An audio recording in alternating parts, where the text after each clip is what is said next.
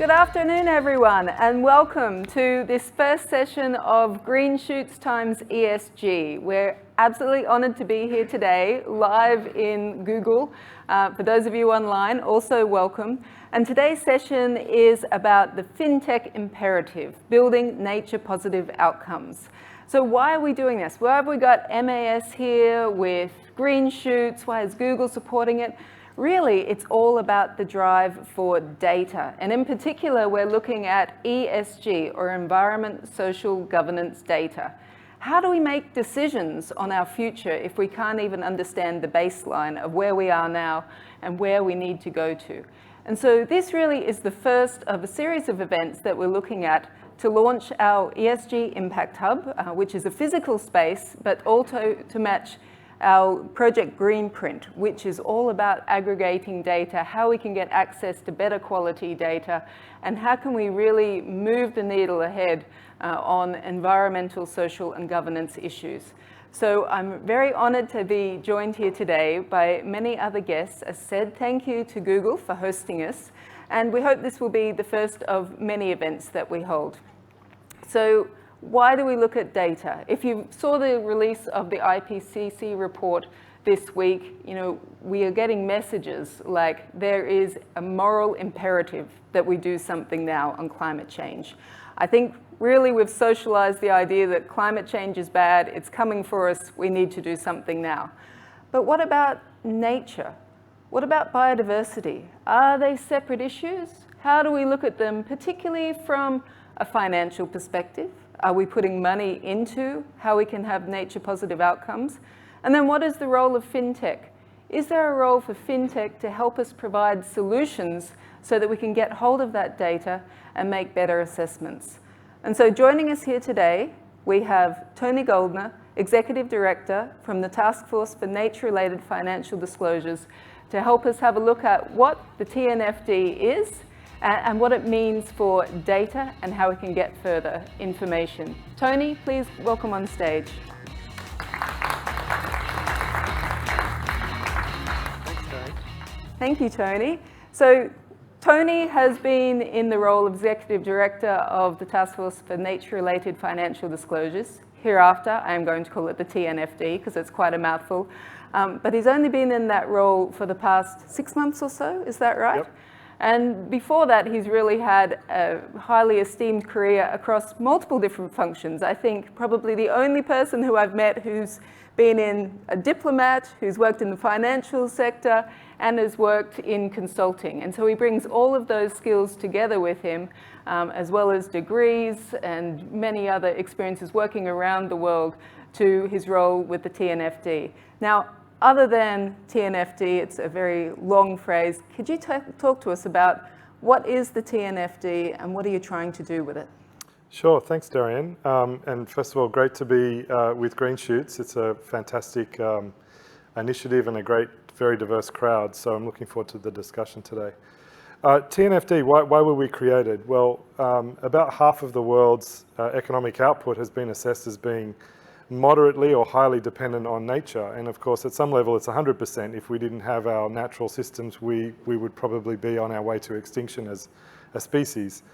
But on the scale of impact, half of our global economic output, $44 trillion, is moderately or significantly dependent on nature. That's an enormous number. And within that is a huge amount of risk to our way of life, to enterprise value, and to the way in which capital is being deployed.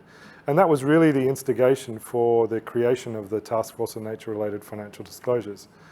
We're also very much modeled on the experience of the TCFD, which some of you will have heard about on the climate side. And our theory of change, if you like, our way of making a contribution to this discussion is to use disclosure mechanisms, so think about financial statements and financial reports, to complement what we get from financial reports with more disclosures on nature-related impacts and nature-related dependencies, and to use that disclosure to shape the decisions of companies, investors, lenders, and with the ultimate goal of shifting capital to better outcomes for nature and for business. So if I just give you a sense here about who's on the task force, as Dorian said, The task force was created 6 months ago, so we launched in October, and we have 34 task force members who are from all over the world. I'm delighted to say we have Harry from Singapore Global Exchange on the task force, joined by a number of other financial institutions, corporates, and market intermediaries. So we've got a very diverse group across sectors and across geographies. And our ultimate goal is to shift those flows of capital. Now, our current approach to dealing with nature is largely through conservation efforts, and they're largely funded by governments and corporates. And the best estimate at the moment is globally we spend about $80 to $120 billion a year on conservation through public sources and philanthropy. Now, our goal is really to start to shift the dial from billions to trillions by mobilizing private capital to start investing in nature and nature-based solutions and shifting the capital away from things that are doing harm to nature to those that are much more nature positive. So we've got a great task force that's leading the effort. We also have the support and endorsement of the G7 and the G20 political leaders.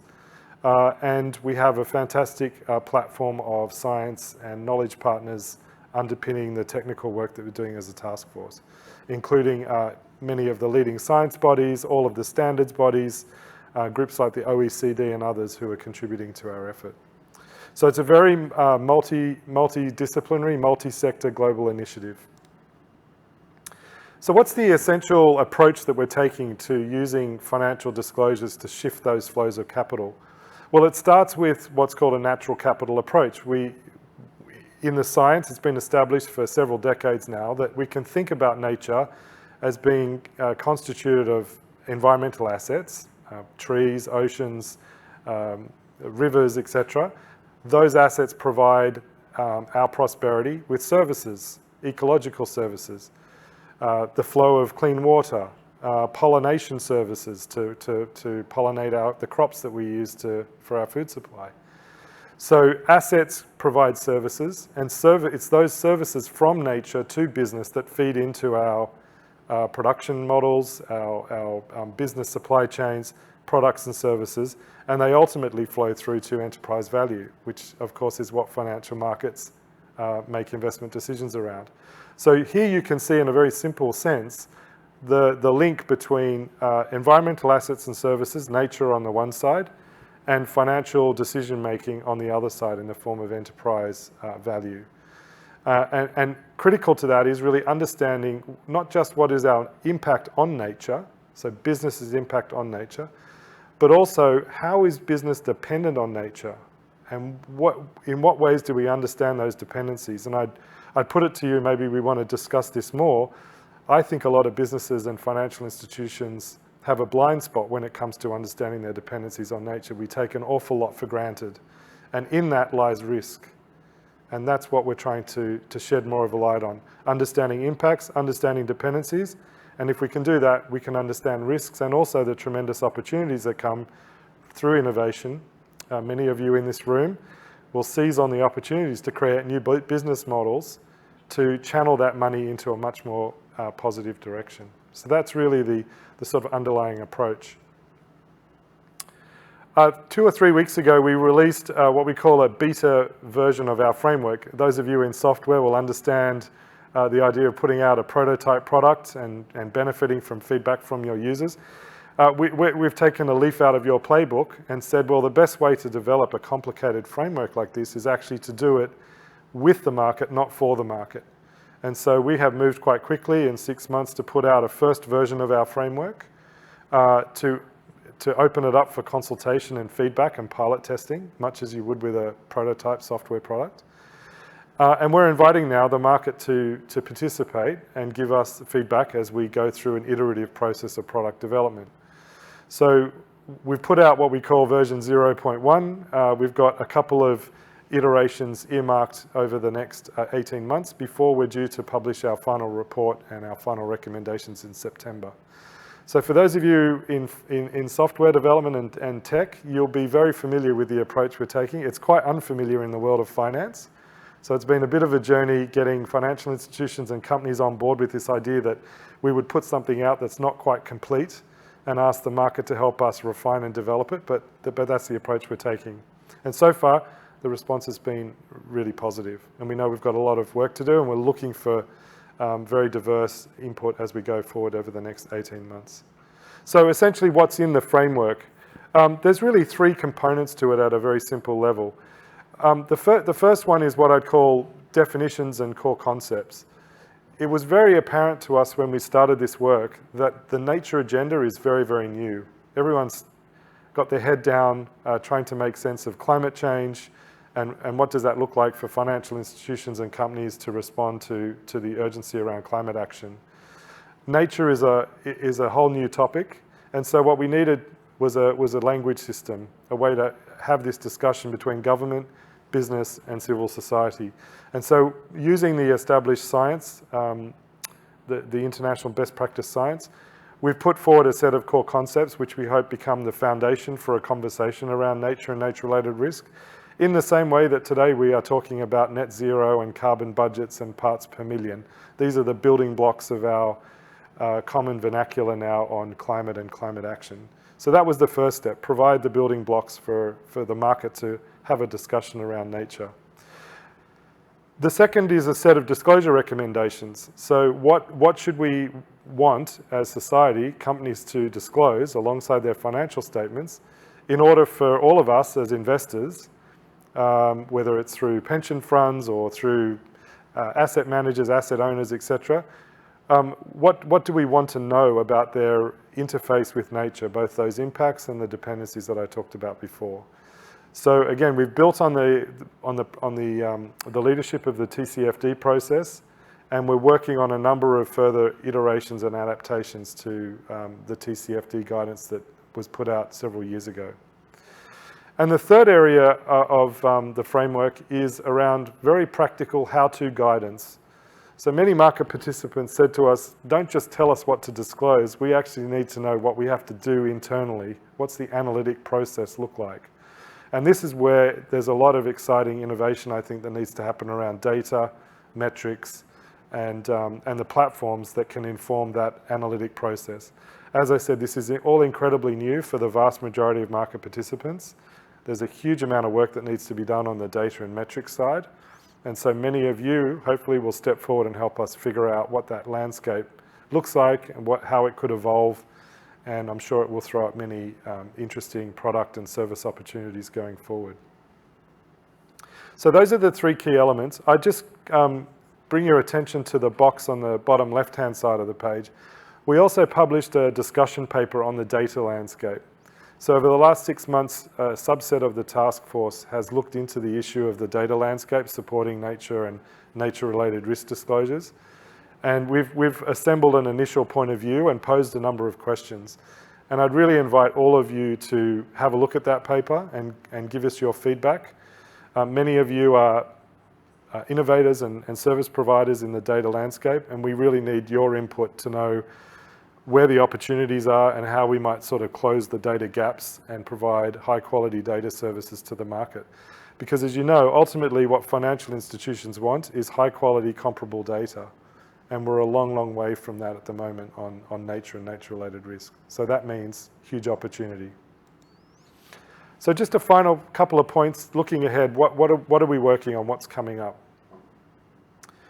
The first is we are going to continue to work on our simplicity and scalability of our product. That starts with making sure that what we're putting forward is accessible and understandable to market participants, and then driving the iteration of the framework going forward in a prototyping, iterative manner. The second thing is really, we've got a very strong focus on location. Nature impacts are local. In many respects, when we emit emissions into the atmosphere, they do have local impacts, but it's a shared global problem. The emissions circulate around the world. With nature, it's much more local. So that immediately raises the issue of geolocation, of impacts and dependencies. Again, throws up lots of interesting opportunities around innovation on technologies, many of which are now starting to come forward. And finally, I just want to invite all of you to participate in the process. We won't get there without active participation from the market. We're encouraging people to start by looking at our recommendations in this beta launch that we put out a couple of weeks ago. And we're encouraging companies and financial institutions to do desktop piloting before a deeper dive into potentially a product line or a location of their business. So there's tremendous opportunity for participation. And in parallel with pilot testing, we'd love to hear from product innovators, particularly on the data and metrics side, because we know there's a lot of room for new approaches. We've got a lot of people coming to us with ideas around satellites and LiDAR and data aggregation and geolocation tools and technologies. So we really welcome those conversations because it's going to help us figure out how to make this scalable in a cost-effective way. Obviously, what companies don't want is hugely expensive compliance costs that then may or may not actually inform decisions by financial institutions. So we've got a scalability challenge and we have a cost challenge. And I think technology's really got a key role to play in helping us get there. So let me stop there and look forward to the discussion. Yeah, thank you so much, Tony. So imagine I didn't know anything about what biodiversity meant or what nature-based solutions meant. Can you give us some tangible examples? What is a nature-based system? What is biodiversity? What are we looking at here? How could we see global collapse based on nature? Yeah, so I think if we rewound the clock 10 years ago, we might not create this separation between climate and nature, but that's where we are today. So we've essentially on the non-atmospheric parts of nature need to catch up. Biodiversity is an interesting word. We consider biodiversity to be a characteristic of nature.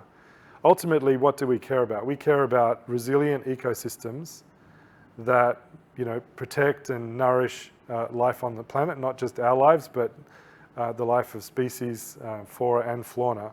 And so what we want is resilient, vibrant ecosystems, and those ecosystems come in many different forms. Biodiversity is the diversity of those species that exist. So it's a very important characteristic of nature, and biodiversity is seen as a marker of the flourishing and resilience of the ecosystems that we want to see. So for example, if we see a diverse piece of virgin forest that's been chopped down and replaced with one crop, pine trees, that might be good for carbon sequestration, but it might be really bad for biodiversity. All of the animals and the other plant species will essentially disappear if there's only one tree species in that area. So as we move forward and think about how we're going to respond to this challenge, we've got to think about responding in multiple dimensions, not just solving for one problem like carbon sequestration, but trying to achieve carbon sequestration goals while also restoring the underlying resilience, biodiversity of a particular ecosystem. So that's the challenge that we've got ahead of us. So we've spoken a bit about data and how we need more data. What does nature-related data look like? So if we're talking about climate change, I think we have the broad concept of carbon dioxide, carbon intensity, and how we could measure that. How can you measure nature or nature-related impacts? It's a great question. The way we're thinking about this, obviously on the climate side, we have half a dozen gases that have been defined under international law as the greenhouse gases. We measure them pretty much in a standard way, parts per million. We even talk about CO2 equivalents to make it even easier. So on the climate side, the metrics landscape is much simpler. What are we looking at for everything else? Well, I talked about those ecosystem services and those assets. And we think that what needs to be measured is the quality and the vibrancy of the assets and the services. And so you're talking about things like water quality, soil quality, the pollination services. These are the sorts of things that we now need to build an architecture for measurement around. And it's going to be more complicated than climate. We're not going to end up with one number, one index that's going to neatly roll everything up and make it very simple to decide, is this ecosystem healthy or unhealthy? So I think what we're looking at is a portfolio of metrics around which we need high quality data consistently across markets. And for decision makers, they're probably going to want to look at dashboards.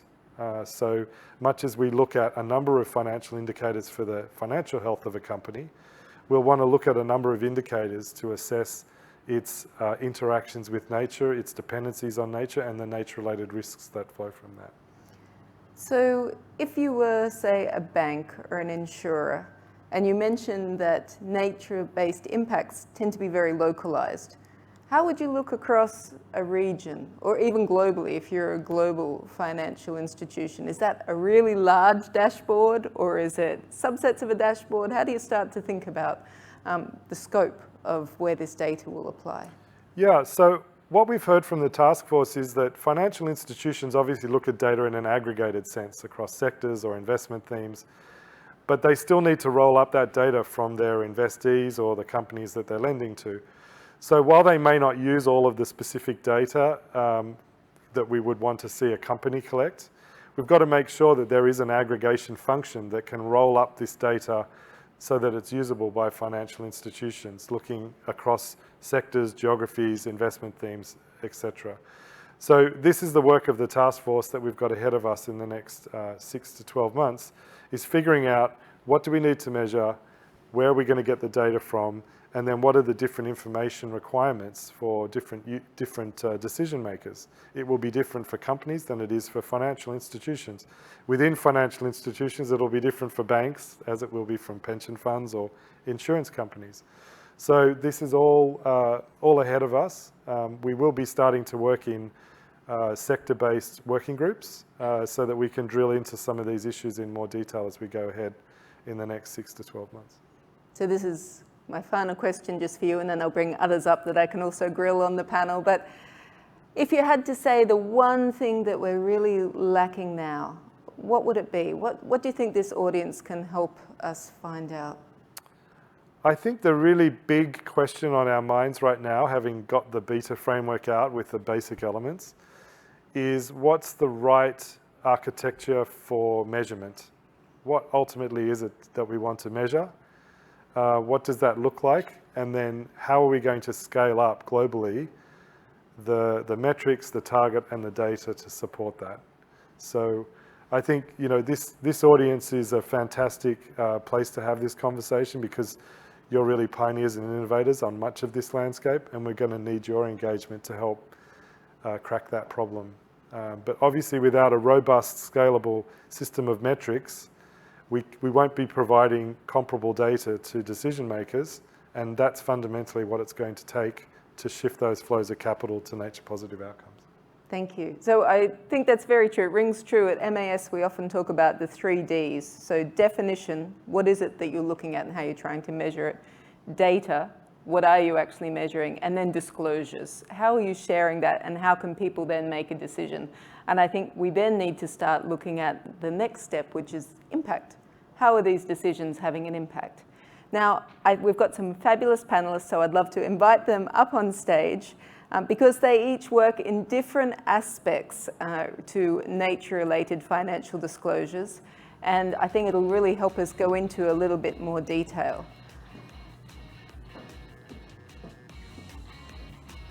So welcome, Harry, Professor Ko, Dr. Alastair. Lovely to have you on stage. Brief introductions.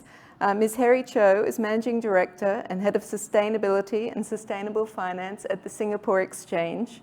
Harry also relatively new to her current job, but definitely not new to sustainable finance, has been a leader in sustainable finance in this region for many years, has worked across the world in different aspects of finance and sustainability, so she can answer from both sides of the coin, but also, more importantly, she is a member of the Task Force for Nature-Related Financial Disclosures. So she's also getting all of this information right from the top where it's being generated. Welcome, thank you for joining us. Marianne, thank you for having us.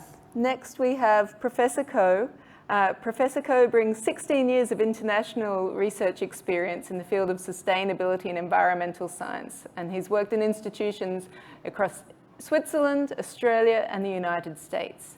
In 2020, Professor Ko returned to Singapore under the National Research Foundation's Returning Singapore Scientists scheme to join the Department of Biological Sciences at the NUS. Now, he is an expert on biodiversity and science. We're very honored to have him today. Thank you, Professor Ko. And last but not least, Dr. Alastair Douglas, founder and partner of Each Mile Technologies. So Al is working on a platform that is the intersection of technology, supply chains, and sustainability. So the mission of Each Mile is to transform supply chains and take it from the first mile to be more sustainable, responsible, equitable, and profitable. The solutions facilitate and incentivize data sharing and knowledge transfer. And I have to make an apology. I did not realize when I put this panel together that I was choosing 3 Australians to be up here. So apologies to the audience. You'll just have to put up with the accents, and hopefully we'll carry on, and Prof. Co, Harry, you can just balance it out for us. So let's get into the questions. Harry, you're a member of the board of TNFD. What is the role of the exchange in nature-related financial disclosures? Yeah, interesting question. So firstly, what does an exchange do, right? It's the marketplace. It's the place where financial actors, whether that be investors as well as companies who are listed on the exchange and looking for investors in a much more transparent manner, and in a regulated manner as well, come together. And of course, an exchange can have beyond just equities. It has fixed income, it can have derivatives, it can have all sorts of commodities, etc. Now, when we talk about disclosure, all around the world, there is a focus on having consistent and good disclosure that is decision useful for investors, that the companies who are operating on the exchange should be disclosing. So when we think about sustainability-related data and disclosure requirements, for example, and there's a number of listed companies in the room here as well. When it comes to sustainability-related information, there was already there came a point where investors were requesting information on sustainability across E, S, and G. And so sustainability disclosure became mandatory in 2016 already. Now, just last year, there was an open consultation to make climate-related financial disclosure mandatory. And that's a roadmap that's going to start now, this year. Now, when we think about nature, it is all around us. And in particular, in the areas that we operate here, geographically, it's a hotspot. But when we think about the financial related disclosures and financial impacts that nature has, that's where it's been less clear. Because in many ways, as Tony already said, nature is so much more complex than climate.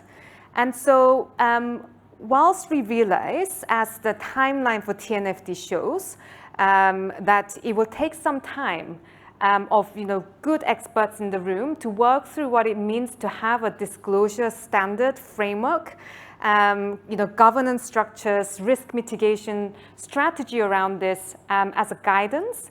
We felt that it's only good for us to be involved in this so that it is practical, firstly, that it is usable by companies and investors who we know intimately from day one. So that is why we have become involved and to contribute what we can as a voice for Asia as well, since we're a little bit lower on the Asia headquartered members front at this point.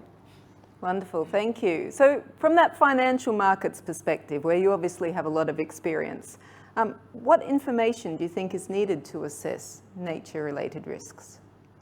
Yep, so as Tony mentioned, that is the big homework that's ahead. But let's think about this structurally. So when we think about data and information that's required to make financial decisions, to see whether it will have impact on asset value, whether it will have credit risk value, whether it will have counterparty risk, all the things that actually impacts financial metrics. Then you take a step back and you think about nature. How will nature, and if the way that we had broadly broken it down up for consultation for the market, when we think about nature, there are 4 broad realms, right? So there is land and all terrestrial related nature. There is freshwater, there's ocean, and there's the atmosphere, which is to a large extent covered by climate-related impacts and discussions already. But anyway, so when we think about those four, how would any of those impact the way that a business runs? Like, for example, there could be inputs to production, right? Raw materials that come directly from nature. If the price goes up, how will that impact the bottom line? Or from a financier's perspective directly, you have a very heavy focus on agriculture or, the sectors that are dependent on natural services or assets, then how will that impact the valuation, right? So then thinking backwards like that, already those who are familiar with TCFD would be familiar with concept of transition risk, physical risk. There's one more that's been introduced here, which is systemic risk as well. So all of these components, then when you think about it, what kind of data is needed?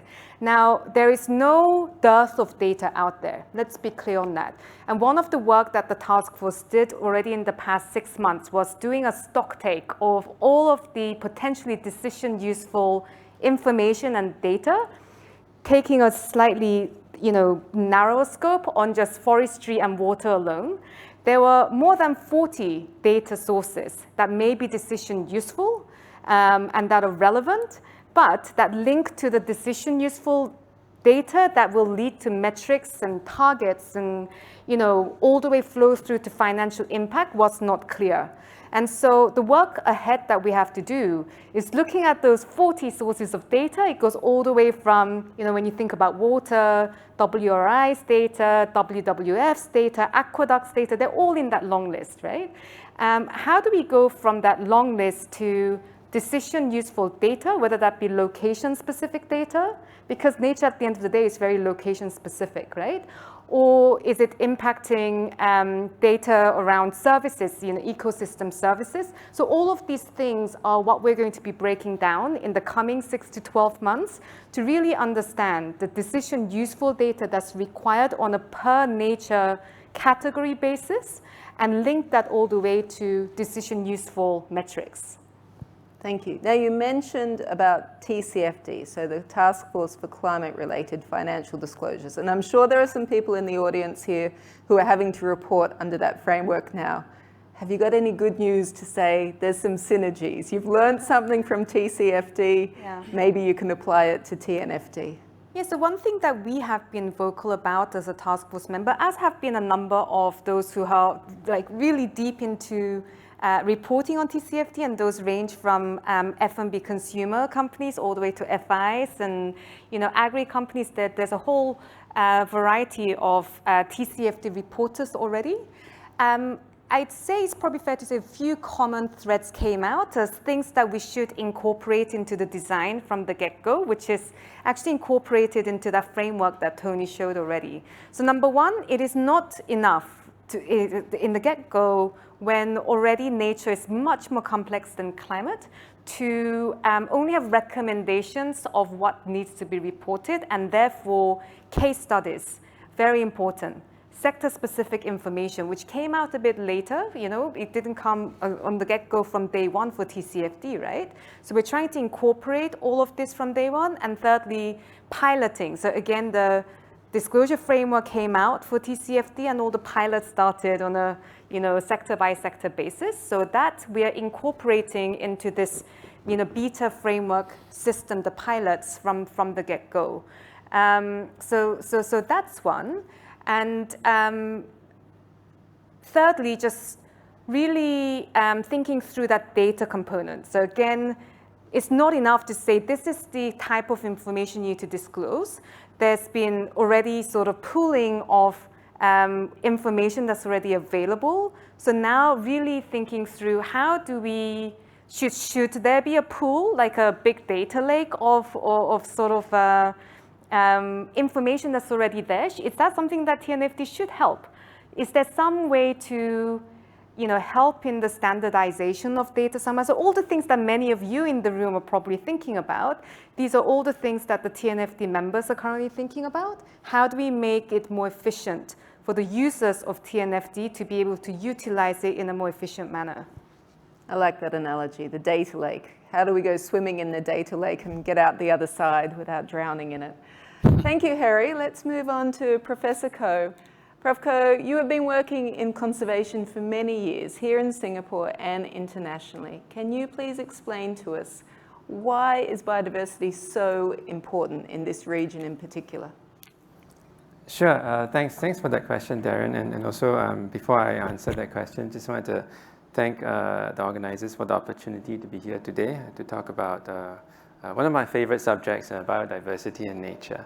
I was also very excited about the conversation that you had with Tony earlier about how biodiversity is important, is a characteristic of nature, and how that may be linked to climate, what we're trying to do for climate as well. Also, I'd just like to say, as a conservation scientist, I'm very heartened and very happy that finally the business sector is getting excited about biodiversity, which many of us have been calling for the past few decades. So biodiversity is very important for this part of the world, Southeast Asia, because of the fact that Southeast Asia is a hotspot for biodiversity. We have one of the highest concentrations of endemic species and threatened endemic species. And by endemic species, I mean species that are not found anywhere else in the world. So they're only found to this region. They're unique to Southeast Asia, and in fact unique to many different countries and sites within Southeast Asia. So if we lose these species, then they would be gone forever, and they would be facing extinction. The other reason why biodiversity is so important for Southeast Asia also is because many of our communities, the local communities, depend on biodiversity for their livelihoods, some of them for their subsistence as well. And therefore, if we were to suffer any reductions or losses in biodiversity or extinctions of certain species, there would be huge implications and impacts to these local communities as well. Thank you. So have you seen over recent years the intersection between technology and biodiversity conservation happening? And could you give us any examples if you have seen that? Yeah, so maybe, that's a great question. Thanks for that question. Maybe I will broaden that question to talk not just about technology, but also about science. There was an earlier thread in our conversation about how biodiversity may be important as we think about disclosures, financial disclosures. In fact, I would go a step further to say that actually biodiversity underpins a healthy natural ecosystem and the ability of the natural ecosystem to deliver its ecosystem services for us, for society. And also, as some of us have already pointed out, the biodiversity / nature issue is indeed a lot more complex than climate, because there are many layers of interactions across many different types or aspects of biodiversity. So it's important to understand which aspect of biodiversity to focus on, which aspect of biodiversity confers, for example, resilience to a natural ecosystem and provides and ensures that the natural system can deliver the benefits to society, to our businesses, and so on. If we measure the wrong thing, or if we optimize the wrong thing, wrong aspect of nature or biodiversity, then we may not get what we are looking for. So after we figure out which aspect of biodiversity to focus on, we also need to figure out how to measure that particular aspect of biodiversity.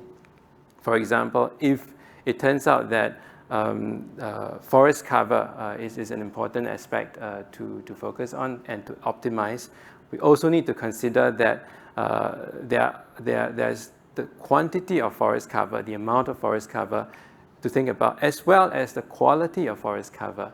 we may be optimizing for just a large patch of forest, but that forest may not be of the right type of forest that we would need to ensure that the services are delivered to us.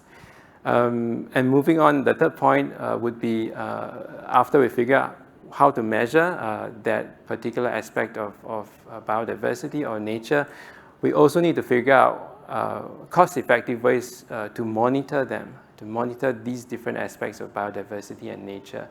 Ultimately, we cannot depend on the more traditional ways of studying biodiversity or nature, where we have literally armies of researchers or students or research students going down to the ground to look for birds or count butterflies with their binoculars and so on. We need to think of more scalable ways of collecting that kind of data. For example, using remote sensing technologies, using machine learning techniques to process the data to derive useful information. I think those are really good examples. Now, I was speaking with Tony before we came on stage just about how rapid the interest in nature-related disclosures has been, and how the financial sector, but also other sectors, are really starting to show great interest. And Prof. Ko, you just mentioned that you've been asking for interest in this for many decades, and it's only just coming. I mean, do you see that the interest from the financial sector is an opportunity, or is it a threat? I think it could be both, but I am optimistic that it is more an opportunity than a threat. Obviously, the interest from the business community could potentially translate to a shift in capital to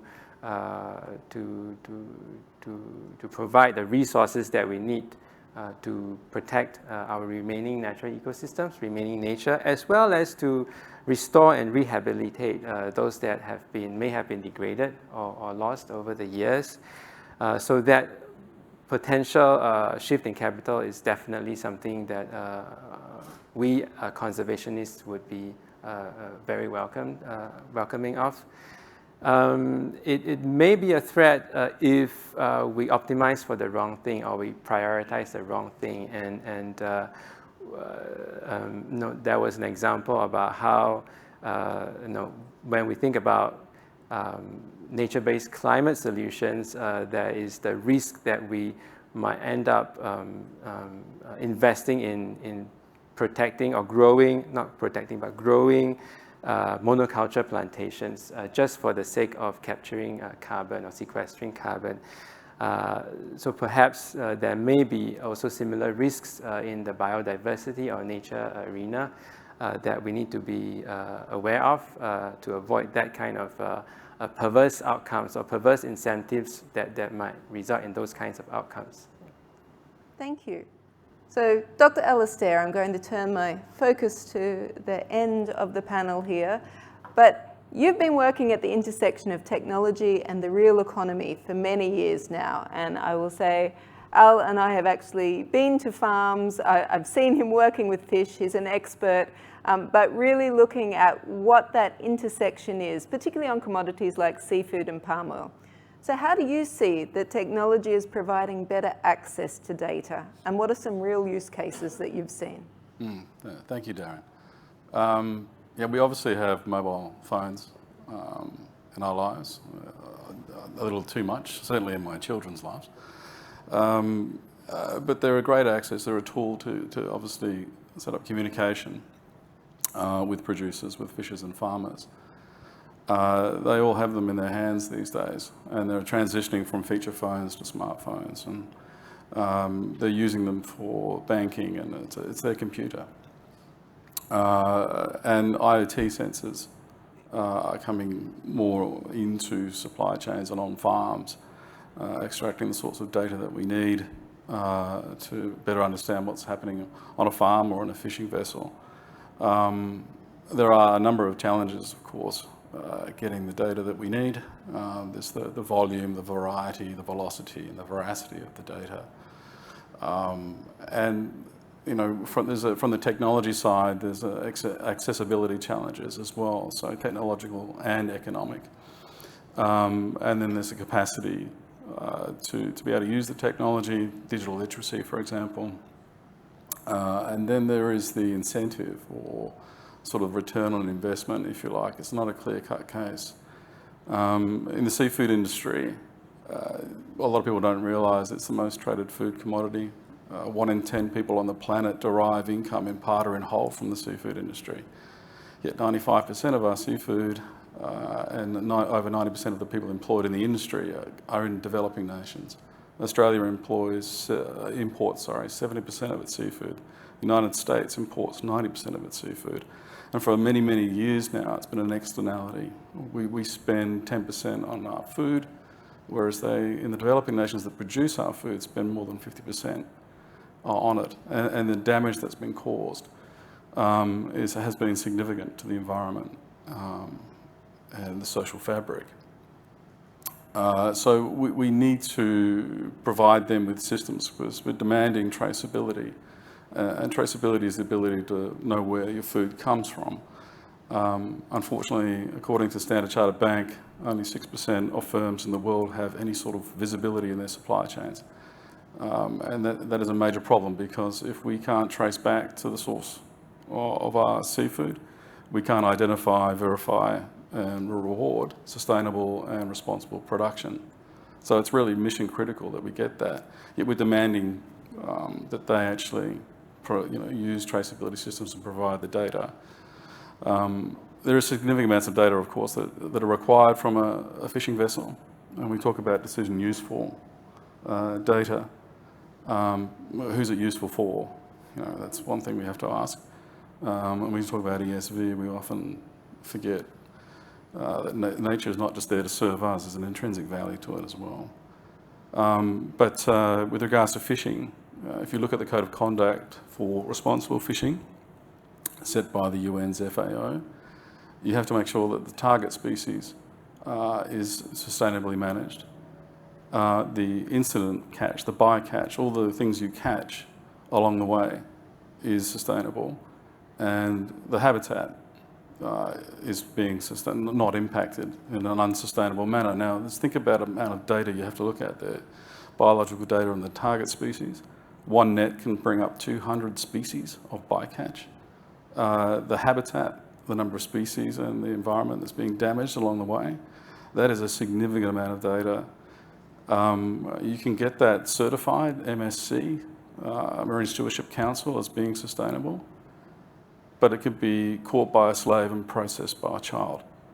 So it might be decision useful for a bank to say, yes, we'll finance this company because, and this product and this supply chain because it's MSC certified, but there's a lot more data that we need to make effective decisions. So if we look at fishing then as an example, so you need the data on the target species, you need the data on the bycatch or the non-target species, you need the data on the environment or the ecosystem, the data on how it's being caught, the fishing vessel, maybe the labour. That's a lot of data. How can we get access to good quality data on which to base decisions? Yeah, that's a very important question. Data is a bit of a double-edged sword sometimes. It can be obviously serve your purpose, but not someone else's. It can be disruptive to another person.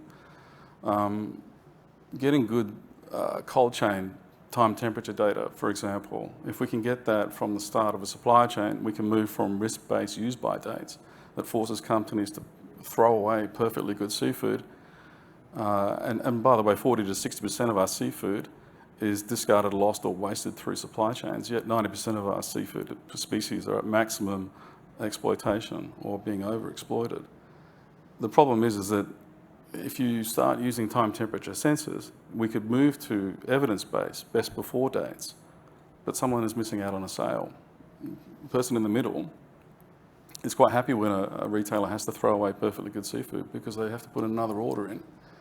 So you always have to think about who's the data serving and how you're going to get it. And it requires a degree of collaboration and incentivization. as well.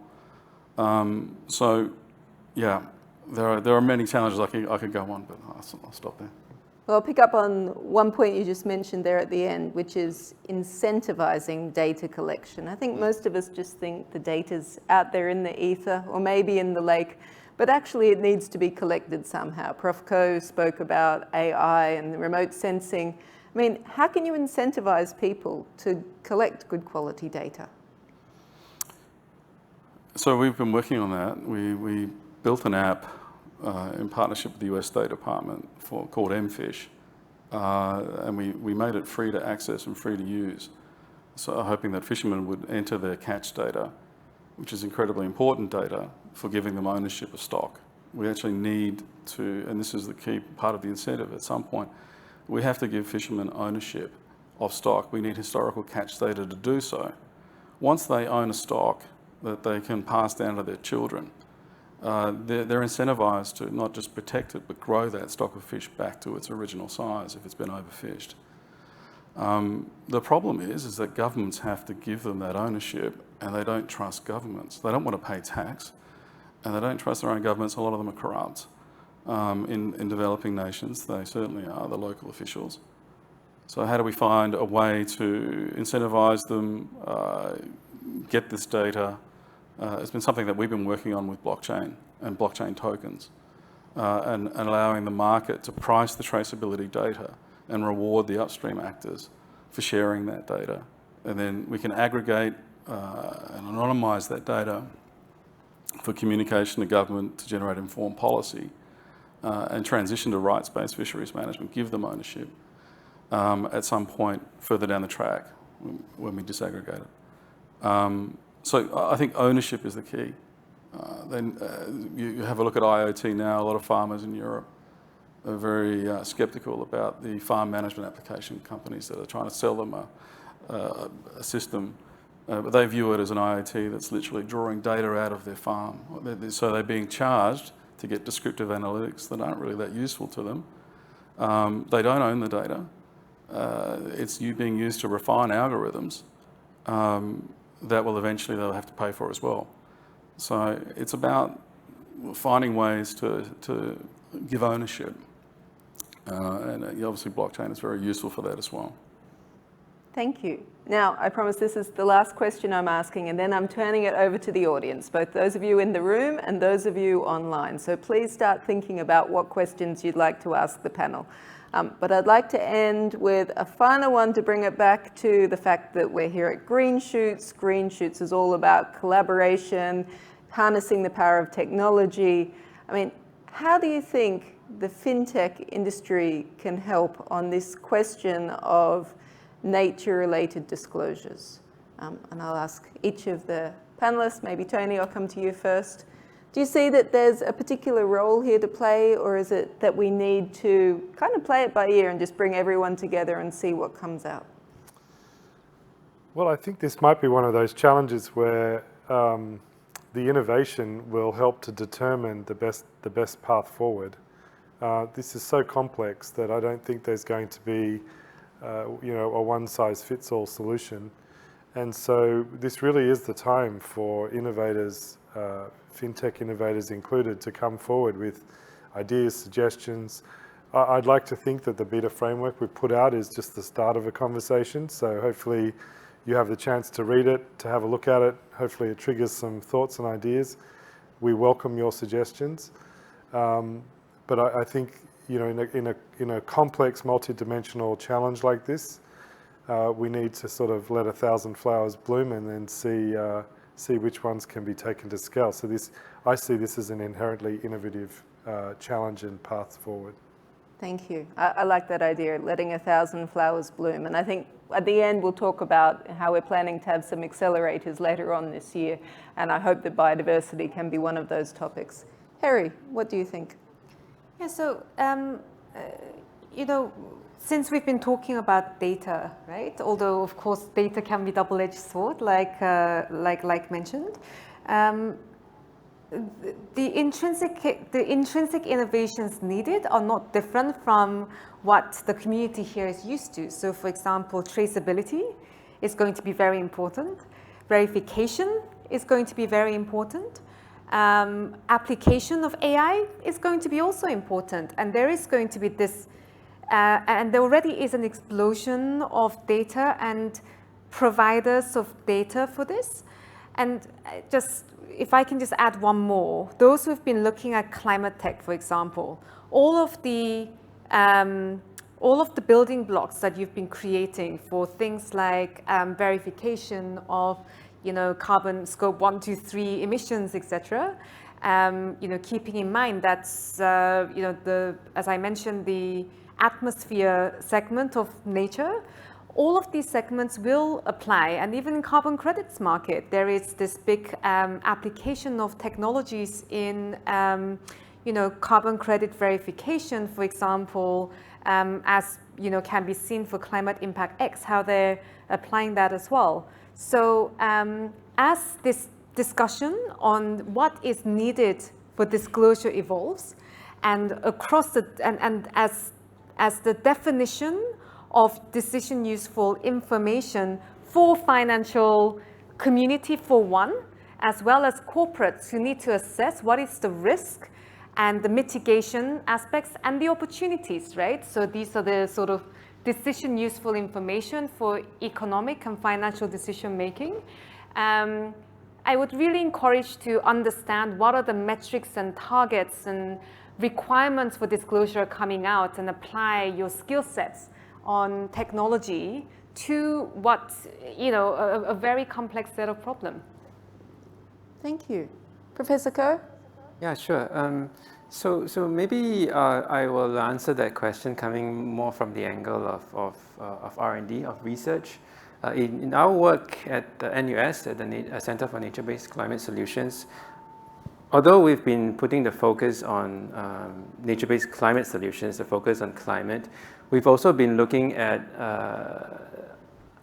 other benefits or co-benefits of nature-based climate solutions, which would extend beyond just climate change mitigation or adaptation to include some of the things Tony mentioned earlier, crop pollination, water filtration, to other things like disaster prevention or regulating floods, or helping us to address sea level rise and so on. I think we have in our R&D sector, we have a lot of those kinds of information, layers of those kinds of information on nature and biodiversity, and to me, the important thing, and I have studied the framework that Tony mentioned. I think it's the acronym is LEAP, right? So the first part, the first letter of that acronym, locate. I think that's what I would be most interested in, to understand the interface between nature and people and businesses. We have a lot of the layers of information on nature and biodiversity. We know how they could potentially be beneficial for society and people. We need to focus on that interface at the local level, to know at the local level what those interfaces are, what the impacts or benefits might be. And we need the FinTech industry to work with us, or we need to work with the FinTech industry to understand what that means financially for businesses. So if biodiversity or nature is important for crop pollination, how important it is financially for the agriculture industry, for example. So I think that's potentially where the R&D sector and the FinTech industry, FinTech sector, could collaborate to try to start to figure those things out. It's a good point. Crop pollination is one of those things that scares me to my core when I think about what happens if those biodiversity services are no longer available. Dr. Alastair, do you have any thoughts on this? Yeah, well, obviously it's critical that fishermen and farmers get access to finance and insurance. And to do that, to de-risk and assess risk, we need technology to help. So, obviously the finance industry could finance the application of technology, find ways and interesting business models to get the technology onto the farms, onto the vessels, and then through the supply chain. It's in your interest to do so. So we need to connect the finance in to these technologies Absolutely. to speed it up. Blue finance. Thank you. Thank you very much for all of your responses. Now is the time for interaction. I'd love to hear some questions from the audience. Do we have anyone here in the audience in the room? And then afterwards I'll go online. Anyone like to raise their hand, raise a question?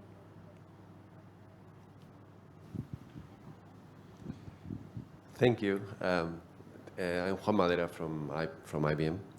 I'm going to ask a question, and I'm conscious that it's probably a very naive question.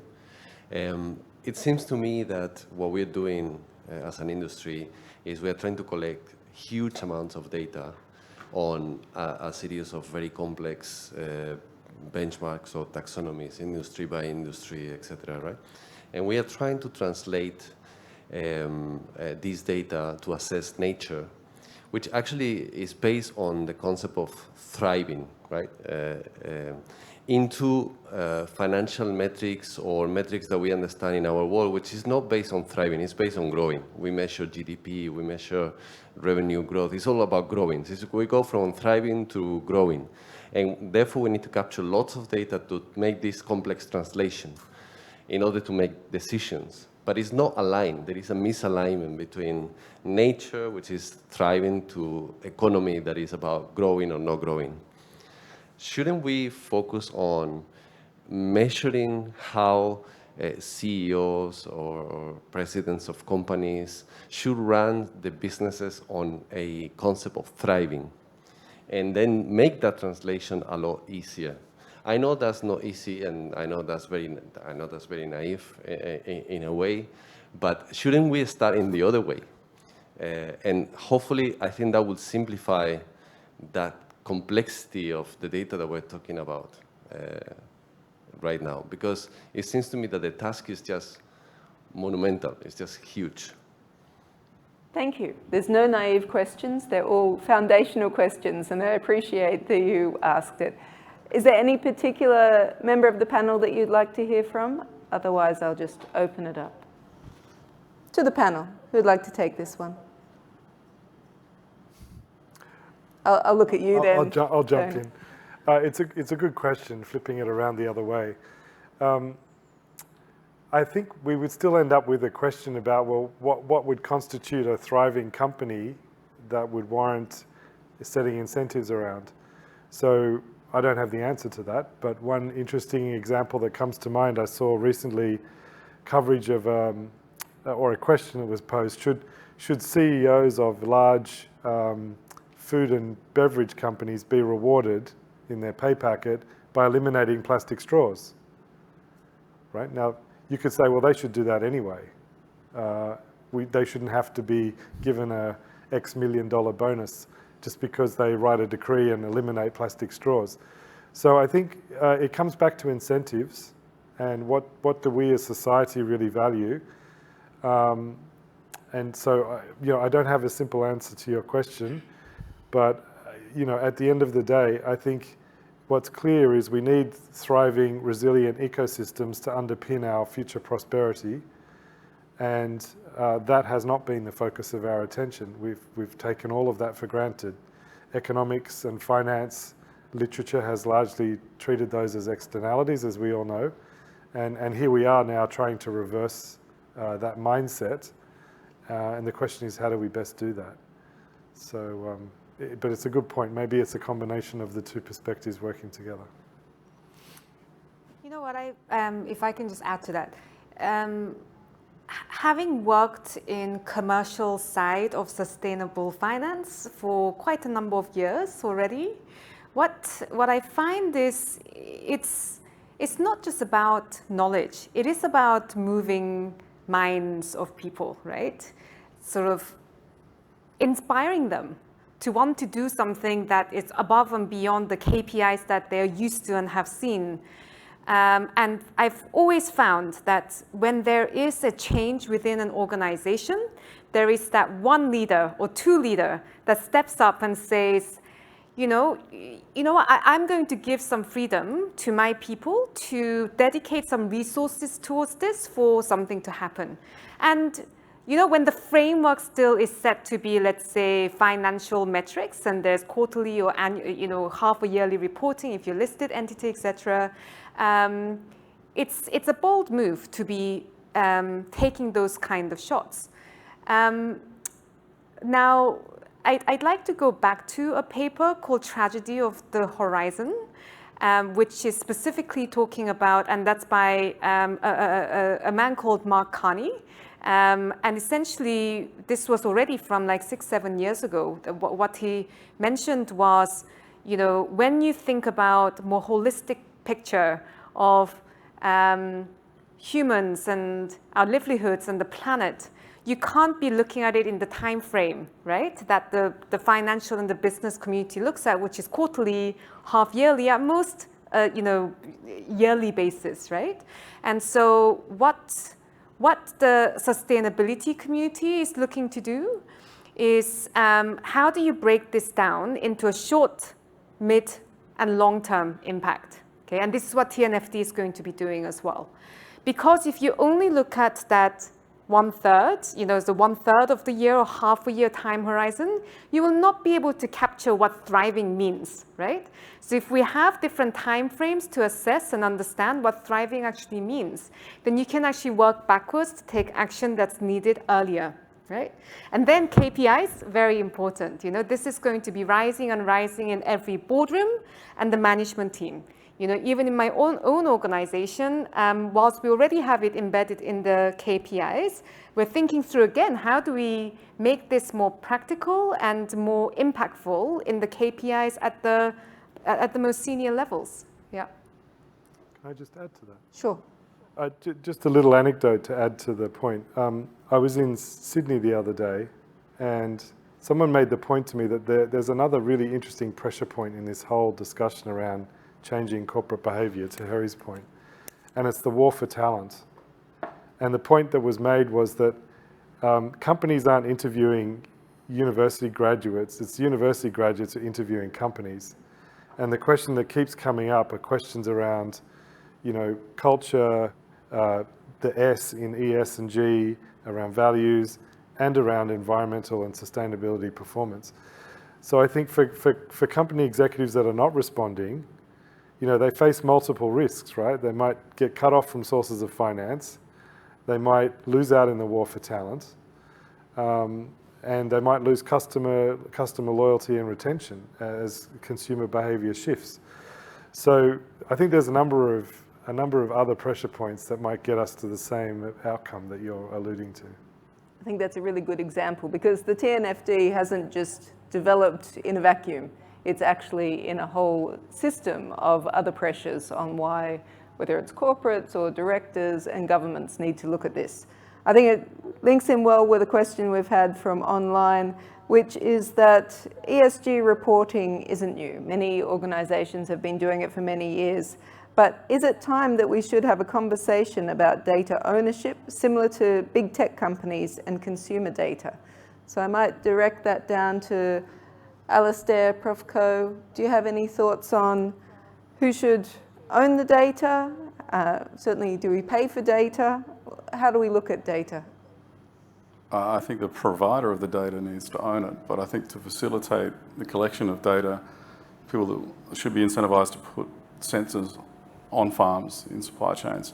They also should have some ownership of that data, because then we can monetize it on their behalf.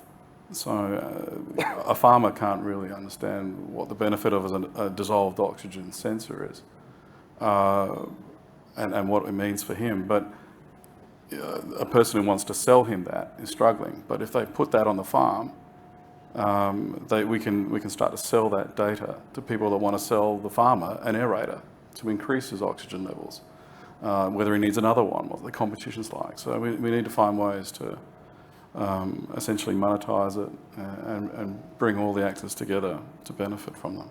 On the previous one, I was thinking about the polluter pay. We're looking at incentives, but we also need to look at disincentives and polluter pay as well, and limited liability. And this is a double-edged sword of things. If you know there's a problem and you don't do anything about it, you're negligent. I think I just want to comment on this because what I'm finding now is that supply chains are clamping up. They just want their predecessor to provide them a green tick, and that's it. And it goes against everything, you know, from the ISO 9001 perspective, where you're supposed to audit your suppliers, and your suppliers are supposed to audit them. At the moment, though, knowledge is it's not a good thing for some of the farms or some of the companies in the supply chain. They don't want to know. They just want a green tick. So we got to get tougher. Regulators need to get tougher. Thank you. Professor Koh, do you have any thoughts about data ownership? Yeah, sure, I can add to that. So maybe speaking from the academic research sector, I think there has generally been a shift towards openness, open access, and making our data publicly available, not just to the rest of our community, but also to the general public. And that's a very important reason why that is so. I think in academia, it's important for us to be able to continuously be proven wrong in our findings or our insights. And to be able to do that, we need to make our data available for the access of other researchers elsewhere that can then either repeat the same research or do things better, more rigorously, and either substantiate what we have shown or prove us wrong and come up with their own results and findings that ultimately would be useful for society.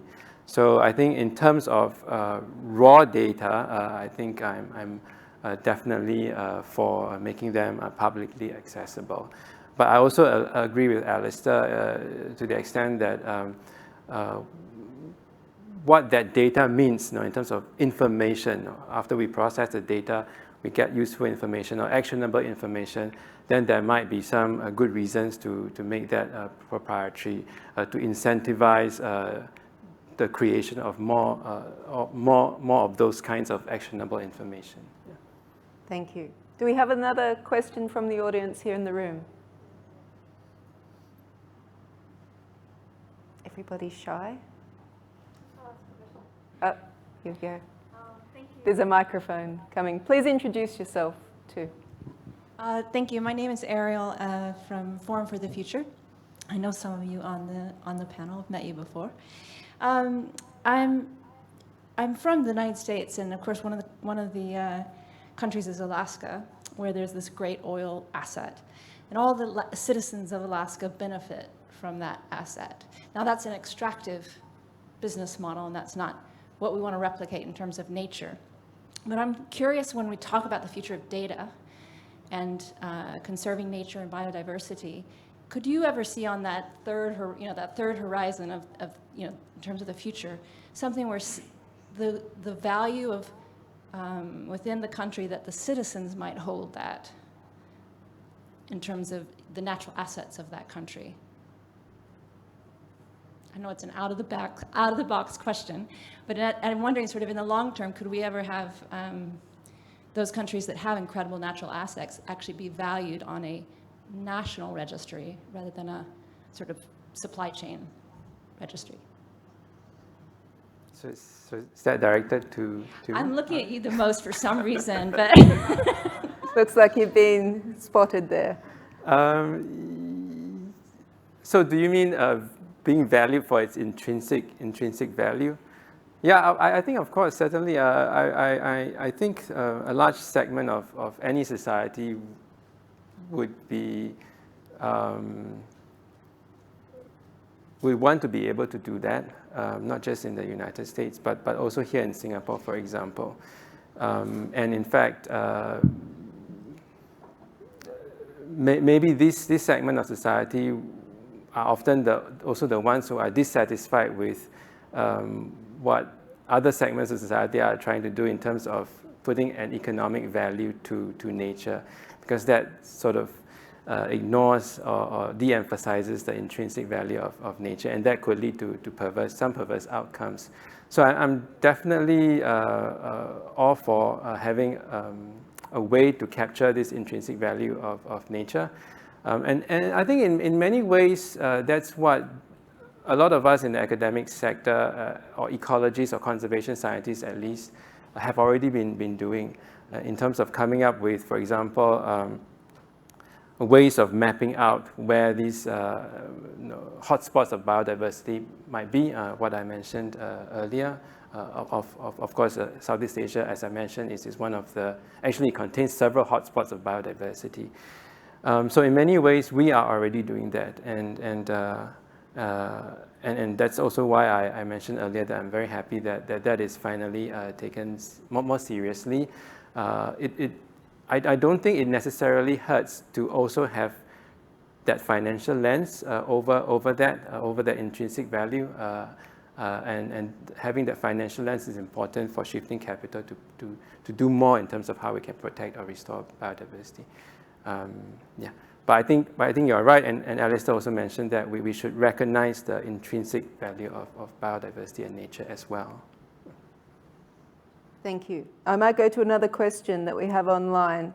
So this one is about CO2 emissions. And it says, whereas CO2 emissions are specific to a particular company, isn't nature somewhat more shared and a public good?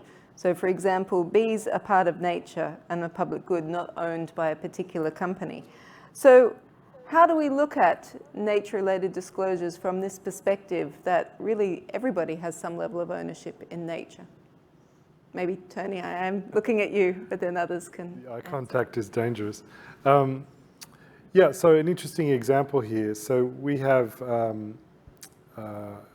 been in discussions with bottling beverage companies who obviously rely on the flow of fresh water as a critical input into their business to make soft drinks, beverages, etc. And what's striking from talking to them is that they are acutely aware not only of their own impact on nature, so are they damaging the water systems from which they are taking water out, so their dependence, but also who else is using the same watershed. So they inherently understand that this is a shared resource. They have to understand their own impacts, their own dependencies, but also the impacts and dependencies of everybody else, including local communities who are using the same natural resource. So if you're a bottling company and there's a cement factory, up the river, and it's polluting the waterway, that's a material risk to your business. So I think inherently in the question is these are shared resources. I think that's fundamentally right. But it's still very important from an accountability point of view for each company and ultimately also for financial investors to understand where are the dependencies and risks that pertain to their particular organisation or to their investment portfolio or loan book, etc. But I think that shouldn't distract from taking a shared view of the way in which ecosystem services are used. Thank you. Now I'm looking at everybody else. Would anyone else like to provide an answer? That's a no? No? No other comments on how to treat it? Maybe I'll add to that. I think Tony raised an important point, and in my world, we would rephrase that to the issue of scale. What scale should we be considering, or asking the question and considering solutions? And going back to the earlier example of crop pollination, how much of the forest or how many trees do we need to protect or invest in protecting to ensure that the crop pollination services will not be disrupted or lost? Is it 1 tree, 2 tree, a hectare of forest, 10 hectare, 100 hectare? So we also need to figure out at what scale should we be optimizing nature for the services that we need from it. And that comes back to my earlier point about why it is important to have a good understanding of the science behind how biodiversity underpins nature and how nature is delivering its services to us. Okay, that leads in well really to the final round of questions. We're coming to the end of today's session. The session was all about the FinTech imperative. So in about 1 minute, could I ask each of the panelists to summarize for us, what is the FinTech imperative for getting involved in nature-related disclosures? And we'll start with Alistair. Oh. You get to be first this time. I think we sort of covered it, haven't we? The supply of goods goes one way, the money comes the other way.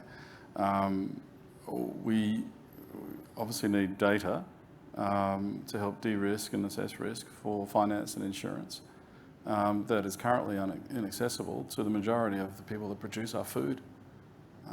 It's an imperative that we get this data. So we can eat.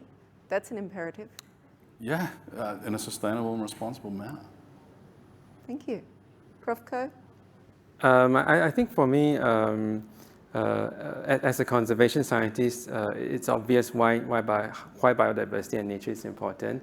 And so I think the FinTech sector is important to us to help us communicate that in a way that the rest of society can understand and to show why it is indeed important for our essentially our survival in the coming decades. Yeah. Thank you. Harry? Look, this presents a great opportunity above all else. What I mean by that, again, think about short, mid, long term risks and opportunities, right? Look, clearly the industry is coming together, right? Both on the real economy side and the financier side, and the regulators and the government to say that this is an important topic. It is an important nexus to a theme that's really been dominating, for example, climate change. And there's this cry out for how do we make this more efficient, right? What bigger sort of scale problem do you need, statement do you need to be solving problems? And so when the time comes where everyone's looking for solutions, right? And that will come in a number of years. Do you have a solution where everyone's trying to scramble to use the solution, to be able to report and to be able to value risks and opportunities in an efficient manner? Thank you. Tony? I just echo Harry's point. I think this is all about opportunity. There's a number of imperatives to act, but I'll just play to your enlightened self-interest and say this is a huge opportunity. Mark Carney, others have made the point that addressing the energy transition, the climate transition and nature loss is probably the biggest commercial opportunity since the Industrial Revolution. To Harry's point, is there a bigger problem in front of us today?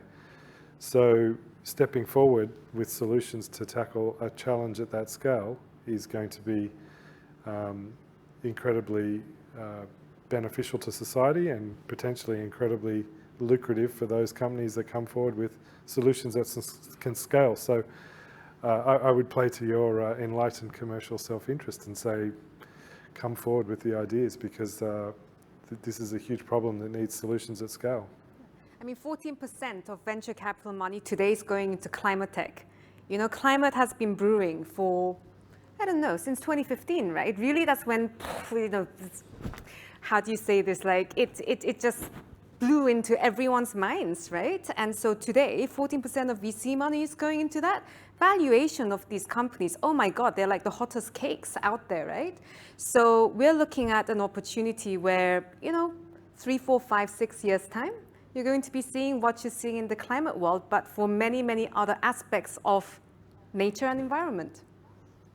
Thank you, Harry. Thank you, all panelists. I mean, what a better way to finish on than to appeal to your commercial better selves to help us solve one of the greatest challenges facing us today. Unfortunately, we're running out of time, but thank you to all of the panelists today. Thank you to the audience, both here and online, for participating. I think we've got some points to follow up on, but certainly this isn't the end of the conversation, and I hope you can join us again at the ESG Impact Hub. We're looking at running a number of events throughout this year.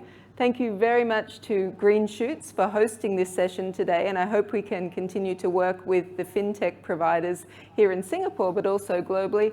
And once again, thank you to Google for hosting us here physically in Singapore. I'm Darian McBain. I am the Chief Sustainability Officer of the Monetary Authority of Singapore, and thank you very much and good evening.